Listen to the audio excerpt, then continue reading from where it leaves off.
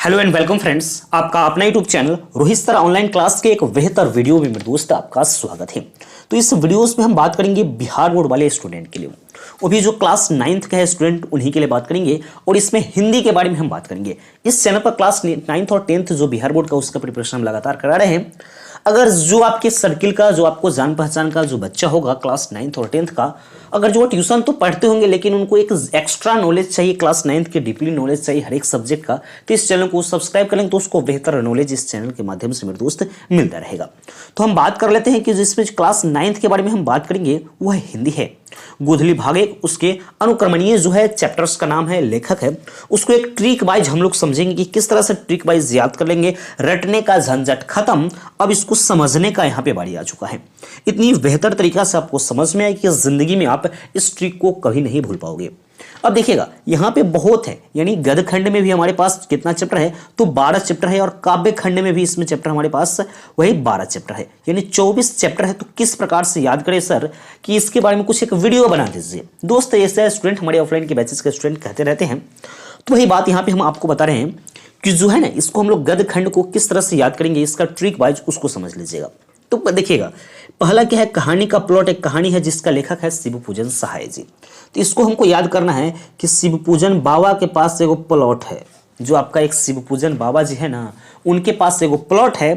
तो प्लॉट है तो समझ गए ना, यानी प्लॉट का आपका इसका मतलब समझिए कि कहानी का एक प्लॉट है। तो इसका क्या हो गया कि कहानी के प्लॉट के रचनाकार कौन है, तो शिवपूजन सहाय जी। इस तरह से हो जाएगा, याद कर लीजिएगा।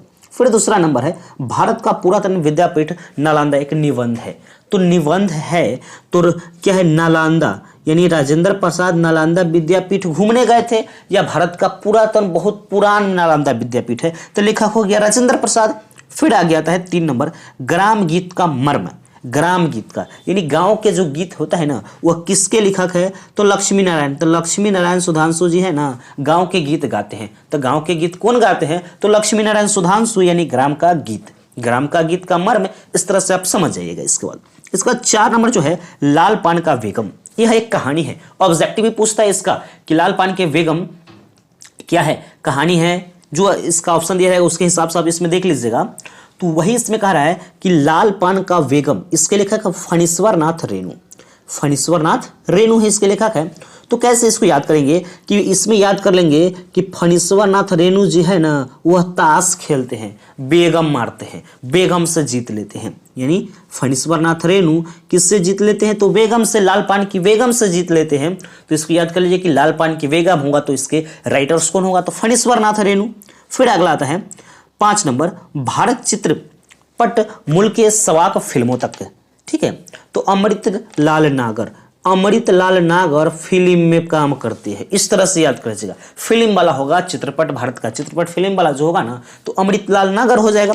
फिर है 6 नंबर, अष्टावक्र। यह रेखा चित्र है, अष्टावक्र। विष्णु प्रभाकर जी के पास अष्टावक्र है, रेखा चित्र करके वो अपना किसी चीज को व्याख्या कर देते हैं। तो अष्टावक्र के लेखक क्या होगा, तो विष्णु प्रभाकर।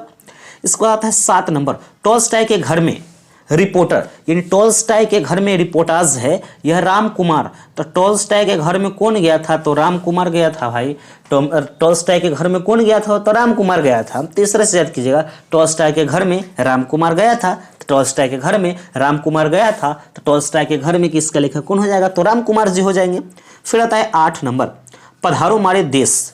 फीचर्स फिल्म है, अनुपम मिश्र। तो अनुपम मिश्र कहे थे कि पधारो मारे देश, यानी पधारो हमारे देश किसके लेखक है, किसकी रचना है, तो क्या हो जाएगा, अनुपम मिश्र जी की रचना है। वो कहे थे कि पधारिए हमारे देश में, यानी पधारो हमारे देश हो जाएगा। इस तरह से याद कर लीजिएगा। फिर आता है 9 नंबर, रेल यात्रा। शरद जोशी जी थे ना, बहुत रेल यात्रा करते थे।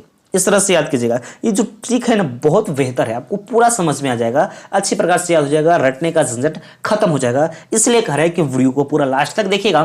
अगर ये थोड़ा सा ही मन करे ना कि हाँ, इस चैनल के माध्यम से हमको कुछ हेल्प हो रहा है, तभी इस चैनल को सब्सक्राइब कीजिएगा, अन्यथा सब्सक्राइब नहीं कीजिएगा। अच्छा लगेगा तो अपना दोस्त के पास एक बार शेयर भी कर दीजिएगा, वीडियो को लाइक जरूर कीजिएगा, अच्छा लगेगा तब की बात करें हम। ठीक है, फिर यहाँ पे आता है 10 नंबर, निबंध है। तो भाई जगदीश नारायण चौबे जी ने बड़ा कहानी लिखते थे, यानी जगदीश नारायण चौबे जी बहुत निबंध लिखते थे। तो भाई निबंध कौन लिखते थे, तो जगदीश नारायण चौबे जी लिखते थे निबंध, यानी चौबे जी निबंध लिखे, चौबे जी निबंध लिखे, ये हो गया।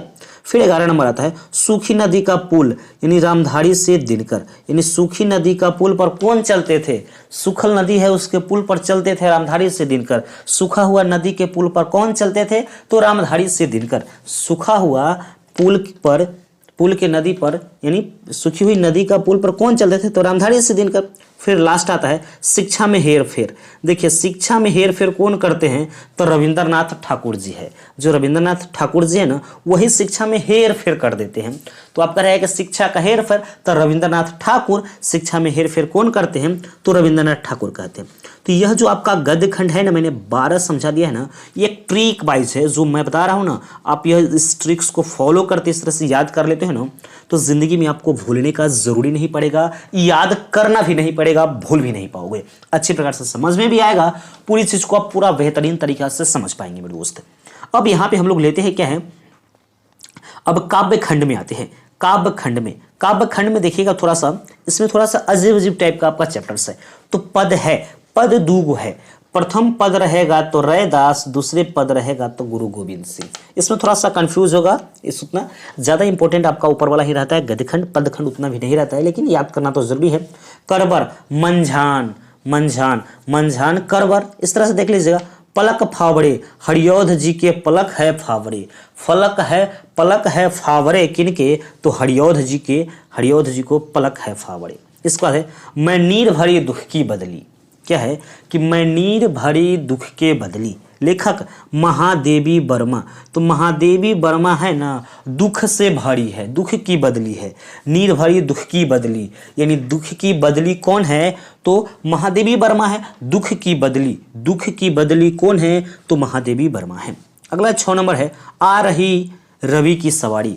आ रही रवि की सवारी, यह जो आपका चैप्टर है ना, बहुत बेहतर है, जो हरिवंश राय बच्चन जी के द्वारा लिखा हुआ है, बहुत रस भरी यह कविता है, यानी काव्य खंड है आपका।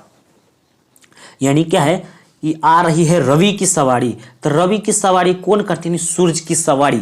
तो सूरज की सवारी के लेखक कौन है? तो रवि हरिवंश राय बच्चन जी है। फिर आगे है 7 नंबर, पूरी हिंदुस्तान में, पूरी हिंदुस्तान मिलेगा। तो केदारनाथ अग्रवाल जी को पूरा हिंदुस्तान मिलेगा, पूरा हिंदुस्तान मिलेगा, किनको मिलेगा? तो केदारनाथ अग्रवाल जी को मिलेगा। केदारनाथ अग्रवाल जी को पूरा हिंदुस्तान मिलेगा, केदारनाथ अग्रवाल जी को पूरा हिंदुस्तान मिलेगा, इस तरह से याद करेंगे। फिर 8 नंबर है मेरा ईश्वर, लीलाधर जगूड़ी। लीलाधर जगूड़ी क्या है? मेरा ईश्वर। भाई मेरा ईश्वर कौन है? तो लीलाधर जगूड़ी। फिर है रुको बच्चों, रुको बच्चों, तो राजेश जोशी। राजेश जोशी एक रास्ता से जा रहे थे तो बच्चा ने कुछ बदमाशी कर रहा था, उसको कहा कि रुको बच्चों, तो रुको बच्चों राजेश जोशी। कहानी टाइप में, इसकी एक संगीत टाइप में या कविता के टाइप में बना लेते तो पूरा याद हो जाएगा। किसने कहा था कि रुको बच्चों? रुको बच्चों किसने कहा? राजेश जोशी जी ने कहा था। तो रुको बच्चों के लेखक कौन हो जाएंगे? राजेश जोशी जी हो जाएंगे। फिर कहा है निम्मों की मौत पर, निम्मों की मौत पर विजय कुमार। विजय कुमार जो है ना, निम्मों की मौत पर है, यहाँ में लिखा हुआ है कि निम्मों की मौत पर, तब विजय कुमार। फिर अगला समुद्र, सीताकांत महापात्र। सीताकांत महापात्र कहाँ स्नान करने जाते थे? तो समुद्र में। सीताकांत महापात्र कहाँ स्नान कर जाते? तो समुद्र में। तो समुद्र के लेखक कौन हो गए? सीताकांत महापात्र। कुछ सवाल पल्लवो नेरुदा, कुछ सवाल पल्लवो नेरुदा, यानी कुछ सवाल कौन करते थे? तो पल्लवो नेरुदा करते थे। इस तरह से जो आपका है ना काव्य खंड गद्य खंड जो है ना, वो आपको अच्छे प्रकार से, इसको वीडियोस को 1-2 बार देखिएगा ना, तो इसी तरह से आपको अच्छे प्रकार से याद हो जाएगा मेरे दोस्त, ठीक है। और यह वीडियो को अगर अब अच्छा लग गया होगा तो चैनल को सब्सक्राइब कर लीजिएगा, और नहीं अच्छा लगा हो तो कोई बात नहीं मेरे दोस्त, मैं ऐसे ही वीडियोस आपके लिए दूंगा जो आपके लिए हेल्पफुल करेगा। जब आपको अच्छा लगेगा तब चैनल को सब्सक्राइब कीजिएगा, अन्यथा सब्सक्राइब नहीं कीजिएगा। अगर अच्छा लग गया हुआ तो एक बार अपने दोस्तों के पास भी इस वीडियोस को शेयर कर दीजिएगा, और बता दिया कि रोहित सर ऑनलाइन क्लास पर क्लास 9th और 10th की बैचेज स्टार्ट हो चुकी है। लगातार इस पर वीडियोस आपको हिंदी और सब्जेक्ट की वीडियोस इस पर लगातार मिलते रहेगी मेरे दोस्त, ठीक है। अगर जिस चैनल पर भी नया है तो चैनल को सब्सक्राइब कर लीजिएगा, बेल नोटिफिकेशन को ऑन कर लीजिएगा, ताकि मेरे वीडियो का नोटिफिकेशन मेरे दोस्त सबसे पहले आपको मिलता रहेगा। तो मिलते हैं एक नेक्स्ट वीडियो में, तब तक के लिए जय हिंद।